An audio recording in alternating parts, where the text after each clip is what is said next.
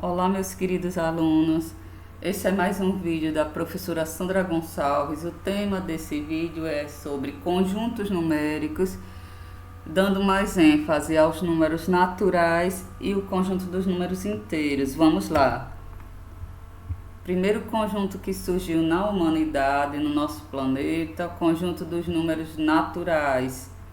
Ele surgiu por causa da necessidade que o homem teve de começar a contar pessoas, animais, objetos.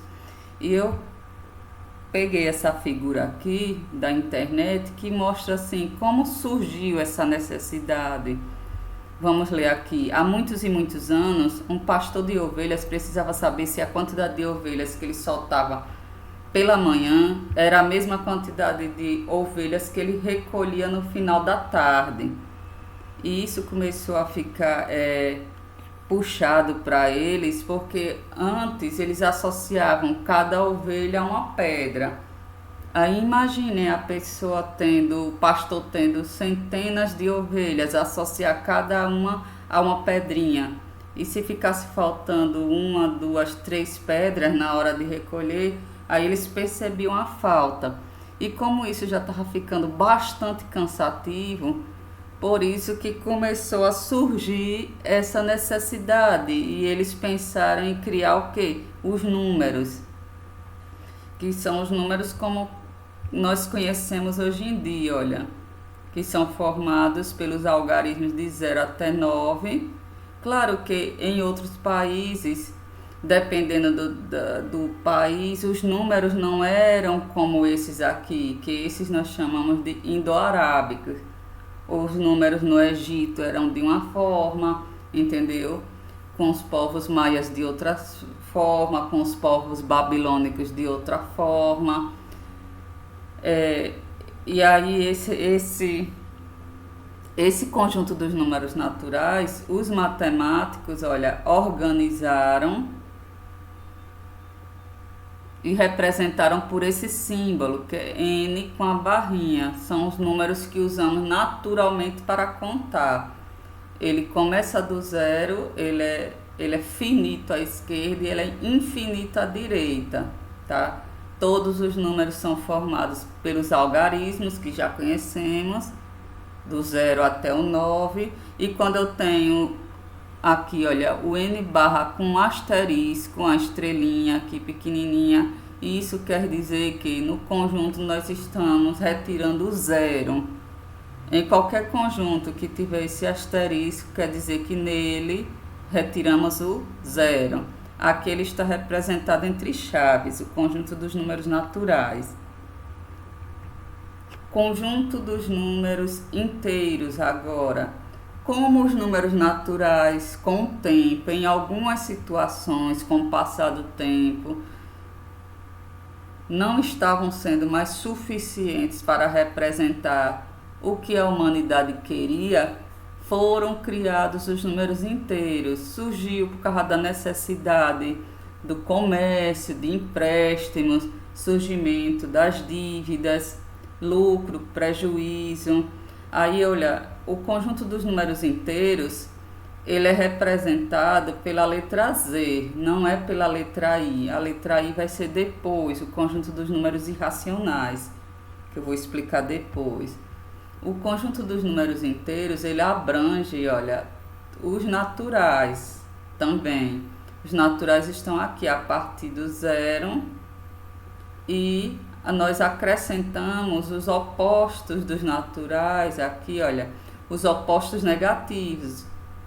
Menos 1, que é o oposto de mais 1, menos 2, que é o oposto de mais 2, menos 3, e lá se vai. Aqui ao lado eu coloquei uma figura de um extrato bancário, onde nós temos aqui várias situações envolvendo os números inteiros. Números inteiros positivos nós podemos representar pelos depósitos, entrada de salário, depósito. Aqui temos, olha, um número inteiro positivo. Quando ele está sozinho, não é obrigatório colocar o sinal de mais. Então, aqui é um número inteiro positivo depósito de R$ 50. E nós temos também aqui vários exemplos de números inteiros negativos, esses que estão de vermelho, representado por gastos, olha, despesas que a pessoa teve no posto de gasolina, saque, quando ela retira dinheiro de sua conta bancária, tá? Situações que envolvem um gasto, uma despesa, um prejuízo, são situações que representamos por números negativos. Situações que envolvem no comércio, por exemplo, lucro, um depósito de dinheiro, a entrada de um salário, nós representamos por números positivos. Também eu retirei aqui, olha, do livro A Poema, nesse caso, essa figura do livro do 7º ano da nossa coleção, página 17.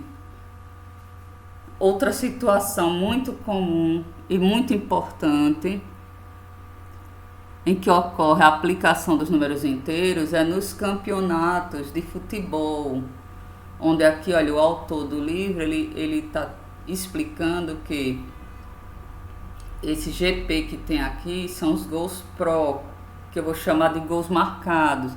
Todos os gols marcados aqui, olha, que esses times fizeram, sempre serão números positivos.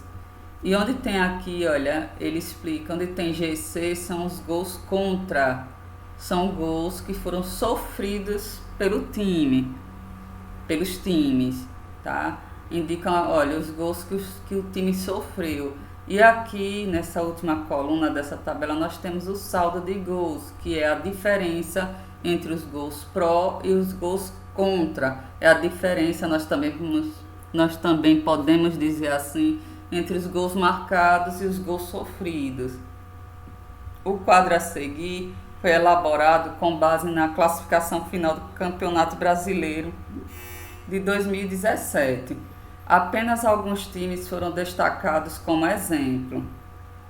Corinthians, 50 gols marcados e 30 gols sofridos. Qual é o saldo? 50 menos 30 é só diminuir, 20. Como os gols marcados são maiores que os gols sofridos, o saldo aqui, olha, ficou positivo. Vamos ver esse outro exemplo aqui. O time de São Paulo, 48 gols marcados e 49 gols sofridos. Como nós temos aqui uma quantidade maior de gols sofridos, é só a gente diminuir, olha.